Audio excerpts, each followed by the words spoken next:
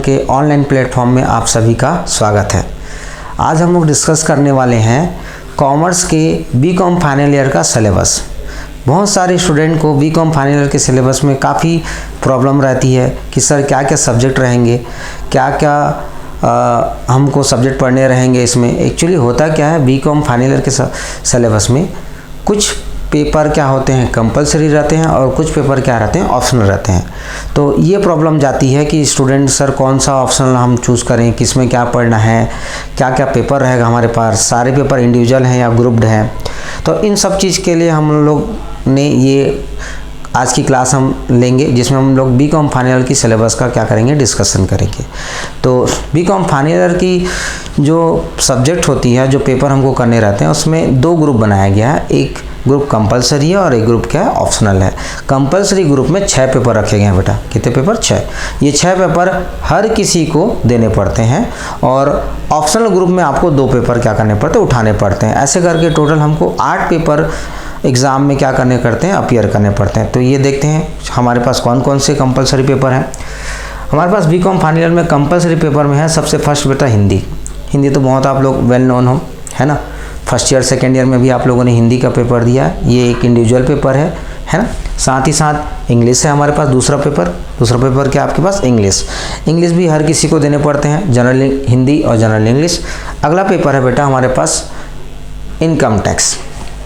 Income tax एक individual अपनी income पर कैसे टैक्स देता है, हम यहाँ पर टैक्स कैसे काउंट करते हैं, टैक्स का असेसमेंट कैसे किया जाता है, कौन कौन सी इनकम होती है हमारी, और इन इनकम को काउंट करके इन पर टैक्स निकालने का काम करेंगे। ये हमारे पास एक न्यूमेरिकल यानी प्रैक्टिकल सब्जेक्ट है। और साथ ही साथ हमारे पास अगला पेपर है बेटा इनडायरेक्ट टैक्स। इनडायरेक्ट टैक्स जो कि अब जीएसटी के नाम से जाना जाता है, ये हमारे पास अगला पेपर होगा। ये भी इंडिविजुअल पेपर है और इसमें हम लोग देखेंगे कि इनकम टैक्स के अलावा जो इनडायरेक्ट टैक्स होते हैं, जैसे जीएसटी हो गया, कस्टम ड्यूटी हो गया, है ना, और साथ ही साथ एक्साइज ड्यूटी हो गया, इनकी कैलकुलेशन कैसे की जाती है, ये टैक्स कौन लगाता है, किस तरीके से लगाई जाती है, इसका यूज़ कैसे किया जाता है, स्टेट गवर्नमेंट करती है या सेंट्रल गवर्नमेंट करती है, इन्हीं सब चीज़ों की जानकारी के लिए आपको ये चौथा पेपर आपको दिया गया है इनडायरेक्ट टैक्स। और अगला पेपर है हमारे पास मैनेजमेंट अकाउंटिंग। क्या? Management accounting. Management accounting actually होता क्या है कि किसी बिजनेस के मैनेजरियल टास्क को कंप्लीट करने के लिए कुछ इन्फॉर्मेशन चाहिए होता है, कुछ एनालिसिस करने पड़ते हैं। तो मैनेजमेंट टास्क को परफॉर्म करने के लिए जो इन्फॉर्मेशन या जो एनालिसिस करने पड़ते हैं, उसी अकाउंटिंग को हम लोग क्या बोलते हैं, मैनेजमेंट अकाउंटिंग। ये हमारा 5वां पेपर है। और हमारे पास 6वां पेपर है बेटा ऑडिटिंग। ऑडिटिंग एक प्रोग्राम है जो किसी बिजनेस एंटिटी के सारे अकाउंट्स को और उनके फाइनेंशियल स्टेटमेंट को यानी प्रॉफिट एंड लॉस और बैलेंस शीट को सर्टिफाइड करने का काम होता है। तो ऑडिटिंग का मतलब एक प्रोग्राम हुआ जिसमें ऑडिटर क्या करता है, किसी भी बिजनेस एंटिटी के सारे अकाउंट्स को क्या करता है, सर्टिफाइड करने का क्या करता है, काम करता है। जनरली इंडिया में ये काम सीए द्वारा की जाती है। तो इसी प्रोग्राम के बारे में हमको लर्न करना है। कौन से सब्जेक्ट में? ऑडिटिंग में। ऑडिटिंग कौन करता है, क्या होता है ऑडिटिंग में, है ना, क्या कैसे कैसे काम होते हैं इसमें, क्या कमी है इसकी, क्या फ़ायदे हैं इसके, ये सारी चीज़ें हम लोग पढ़ेंगे किसमें, ऑडिटिंग में। ये 6 पेपर हैं। ये 6 के 6 पेपर हर स्टूडेंट को देना पड़ेगा। ठीक है, सारे के सारे पेपर इंडिविजुअल हैं। इन 6 में से 3 पेपर बेटा प्रैक्टिकल है, इनकम टैक्स, इनडायरेक्ट टैक्स और मैनेजमेंट, है ना। बाकी हिंदी, इंग्लिश और आपके पास ऑडिटिंग जो है थियोरेटिकल है।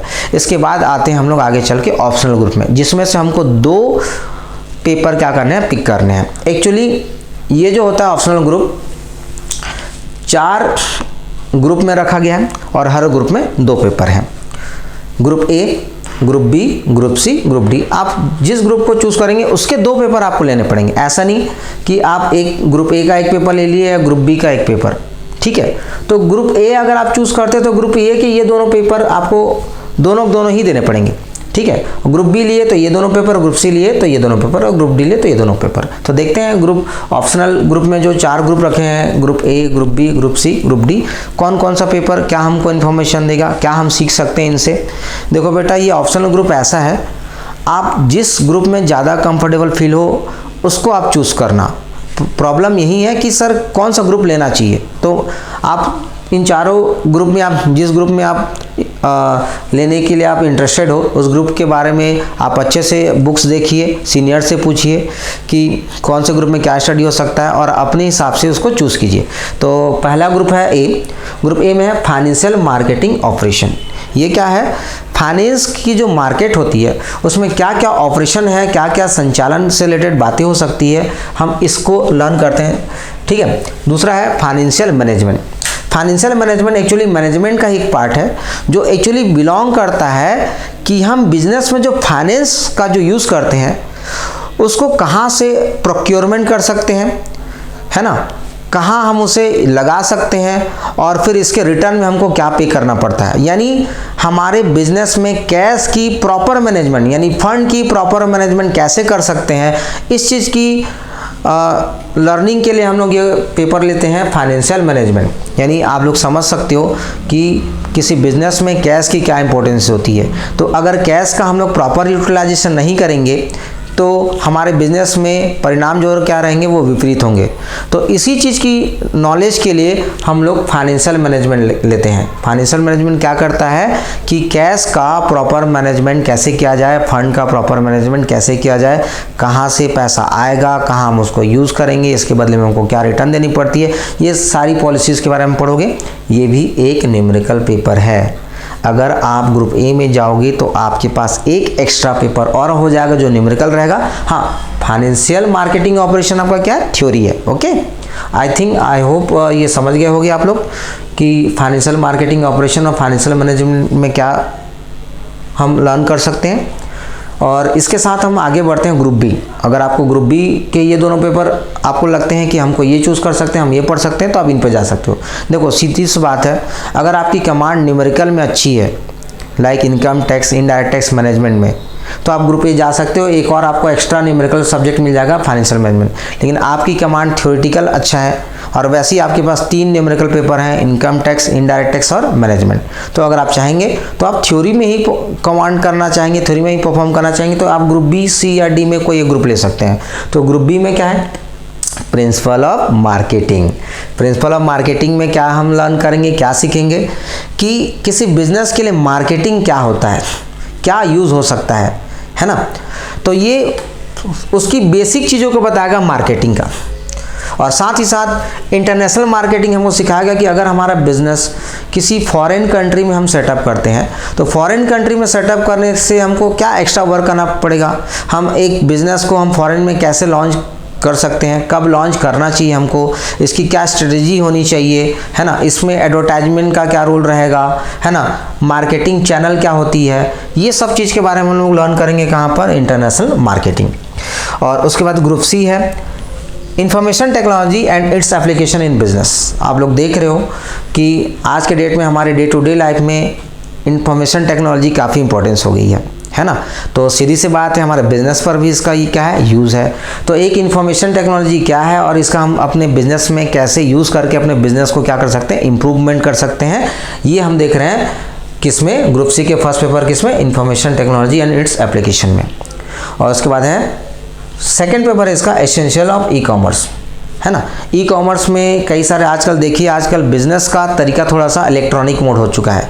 ये जितने भी ऑनलाइन मोड पे आप लोग शॉपिंग करते हो ये सब उसी के क्या है? उस ई कॉमर्स का ही क्या है? एक टाइप है। जैसे आप लोग ऑनलाइन में कई सारे आप गुड्स परचेस करते हो, बहुत सारे ऐप हैं जो ऑनलाइन मोड में हमको क्या करती है? मार्केट क्या या अपॉर्चुनिटी क्या करती है? प्रोवाइड करती है। हम उन्हीं के बारे में इस ऐसी ही बिजनेस स्ट्रेटजी के बारे में पढ़ेंगे, एसेंशियल ऑफ ई कॉमर्स। ठीक है, बहुत सारे एग्जांपल है बेटा जो ऑनलाइन मोड में आप लोग क्या कर रहे हो, है ना। आप लोग आजकल बिजनेस क्या ट्रेंड में है, जोमेटो हो गया, ओला हो गया, है ना, या फिर आप लोग के पास जितने भी जो ऑनलाइन मार्केटिंग, फ्लिपकार्ट हो गया, ये सब उसी के ही क्या है? एग्जाम्पल हैं। आगे चलते हैं ग्रुप डी।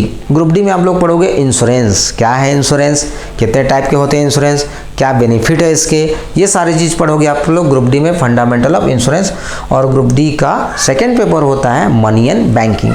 हमारे इकोनॉमिक में मनी का क्या रोल है, पैसे का, ठीक है। और साथ ही साथ बैंकिंग ऑर्गेनाइजेशन हमारे इकोनॉमिक में क्या हमको हेल्प कर सकते हैं, हमको बिजनेस रिलेटेड क्या होता है बैंक, कितने टाइप के बैंक होते हैं, इनका क्या क्या फंक्शन होता है, इंडिया में बैंक किस तरीके से रोल प्ले कर रहे हैं, और कुछ कुछ बैंक जो फेल हुई हैं उनके क्या रीज़न रहे हैं, ये सारी जानकारी के लिए हम लोग या लर्निंग के लिए हम लोग चूज़ कर सकते हैं ग्रुप डी के ये दोनों पेपर। ठीक है, तो बेहतर है आप लोगों को समझ में आ गया होगा। आई होप कि आप लोगों को ऑप्शनल ग्रुप में कौन सा ग्रुप आपको लेना चाहिए आप समझ रहे होगे। हल्की फुल्की मैंने आप लोगों को इन्फॉर्मेशन दी है ना। इससे ज़्यादा इन्फॉर्मेशन आप लोग कोई भी ग्रुप जो आप चूज़ करोगे वो आप उसकी टेक्स्ट बुक आप लोग पढ़ सकते हो और आप कंसिडर कर सकते हो कि ये हमारे लिए ठीक रहेगा या नहीं, और अपनी एबिलिटी को ध्यान में रखकर आप लोग ये चारों ग्रुप में से कोई एक ग्रुप ले सकते हो। ठीक है, और इसके पहले